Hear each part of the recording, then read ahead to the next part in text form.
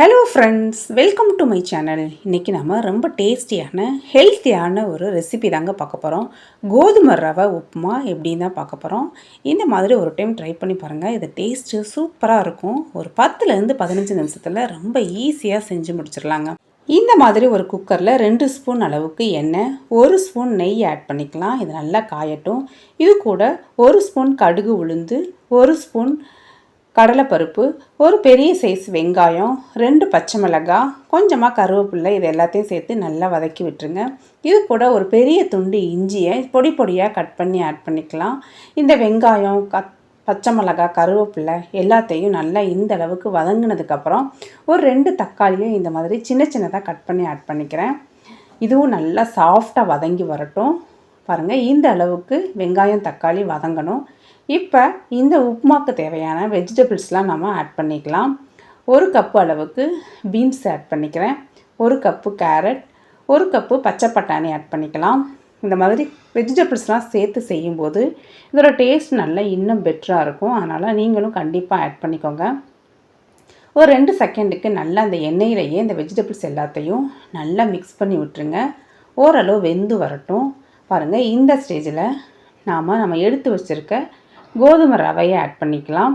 கோதுமை ரவையை ஆட் பண்ணி நல்லா அந்த வெஜிடபிள்ஸ்குள்ளே நல்லா ஒன்றோட ஒன்று இந்த மாதிரி மிக்ஸ் பண்ணி விட்டுருங்க.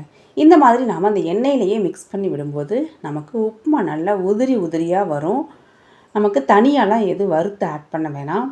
இந்த மாதிரி ஒரு நிமிஷத்துக்கு நல்லா கலந்ததுக்கப்புறம் தண்ணி ஆட் பண்ணிக்கலாம். 1 கப்பு கோதுமை ரவைக்கு 3 கப்பு அளவுக்கு தண்ணி எடுத்துக்கோங்க.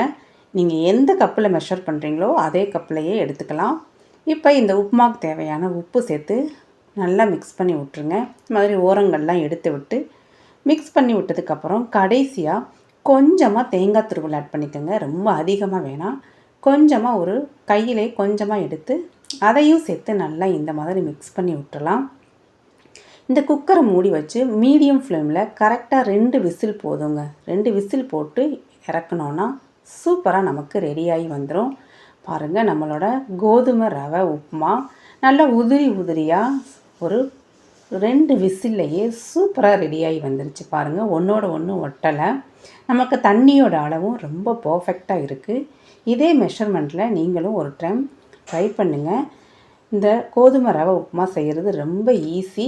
நம்ம தனியாக ஒரு பேனில் செய்யும்போது இது வேகிறதுக்கு கொஞ்சம் டைம் எடுக்கும். நம்ம இந்த மாதிரி குக்கரில் செஞ்சோன்னா ரொம்ப ஈஸியாக சட்டுன்னு 10 நிமிஷத்தில் டின்னர் பிரேக்ஃபாஸ்ட்லாம் செஞ்சு முடிச்சிடலாம். இந்த மாதிரி ஒரு தேங்காய் சட்னி கூட வச்சு சாப்பிடும்போது இதோட டேஸ்ட்டு வேறு லெவலில் இருக்குங்க. கண்டிப்பாக ட்ரை பண்ணி பாருங்கள்.